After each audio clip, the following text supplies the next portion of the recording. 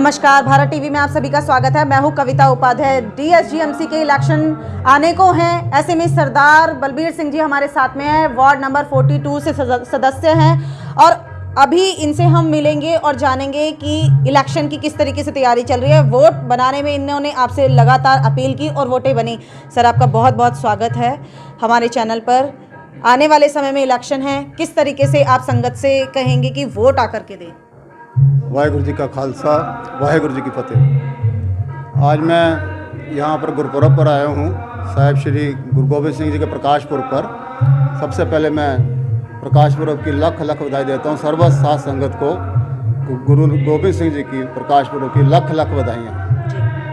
जहाँ तक इलेक्शन का सवाल है, इलेक्शन पहले भी गुरु साहब ने मुझे अपने महावाक्य निश्चय कर अपनी जीत करो, मैं तो उसी को लेकर चलता हूँ। और रामनगर या और कोई हल्के की यहाँ की भी संगत है, सारी संगत ने जितना मुझे प्यार दिया है जी, मेरा मन जो है ये बात कहते हुए भर जाता है कि हर संगत जहाँ भी मैं जा रहा हूँ, मुझे उन्होंने यही कहा है कि हम आपके साथ हैं, आप आगे बढ़ो जी।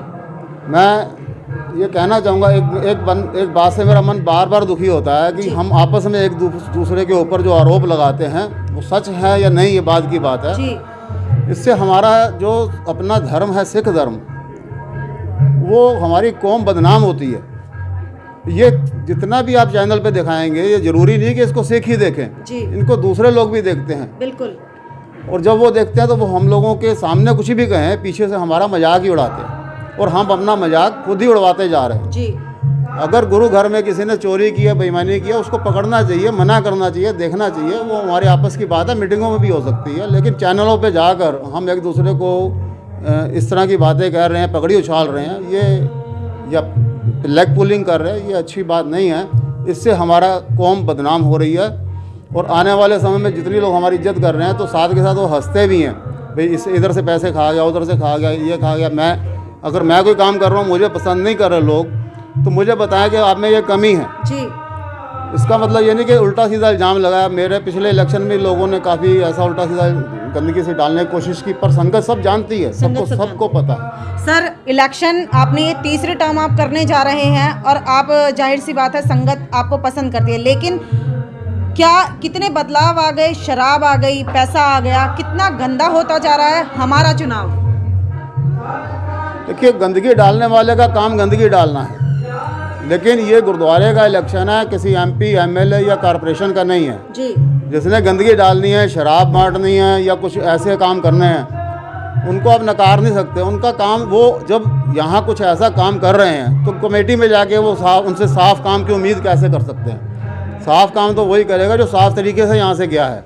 अगर मुझे अपने इलेक्शन पे बहुत सारा पैसा लगाना पड़ता है तो मेरी कोशिश कुछ तो होगी कि कहीं ना कहीं मैं इतना कुछ करके आया हूँ या मैं शराब बांट के आया हूँ। वो जो आपने शराब वाली बात की है, मैं नहीं समझता कोई बांटता होगा, और जो बांटते हैं वो गलत काम है। शराब बिल्कुल नहीं बांटनी चाहिए। बिल्कुल सही है। सर, चलते चलते इतना पूछूंगी, 3 पार्टीज आज हैं, पहले 2 हुआ करती थी।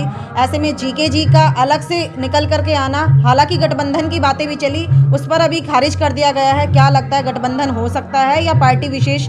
किसको आप देखते हैं राजनीति के तौर पर? ये वैसे तो कौन दिखाई देता है? प्रधान कौन बनने वाला है हाल ही में? प्रधान तो जिसके पास मेंबर होंगे वही बनेगा जी।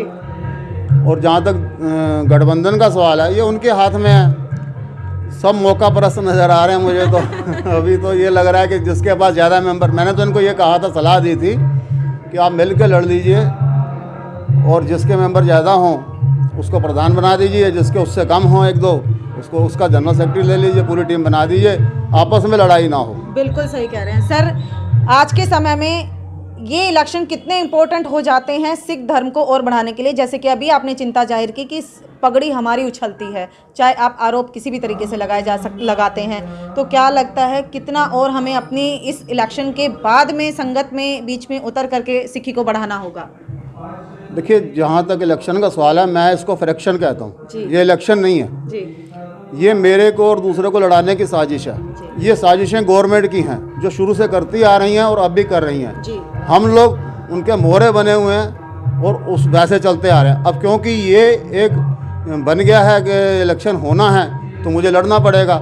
अदरवाइज़ अगर मेरे से पूछे तो मैं तो ये कहूँगा दिल्ली की जितनी सिंह सभाएँ हैं उन सब के प्रधान और कमेटियों के पर्चियाँ डाल दीजिए, उनको उठा लीजिए, उनमें से 40 मेंबर चुन लीजिए, हर कमेटी में से एक एक करके जैसे जैसे आते हैं उनमें से प्रधान और जनरल सेक्रेटरी बना दीजिए। ये जो सिस्टम है ना फ्रैक्शन वाला, इलेक्शन नहीं है फ्रैक्शन है, ये हम लोगों को तोड़ रहा है, जोड़ नहीं रहा। मैं उसको गाली दे रहा हूँ, मुझे गाली दे रहा है, और सिख और गैर सिखों में जो हमारी बात है ख़राब होती जा रही है, अच्छी नहीं हो रही।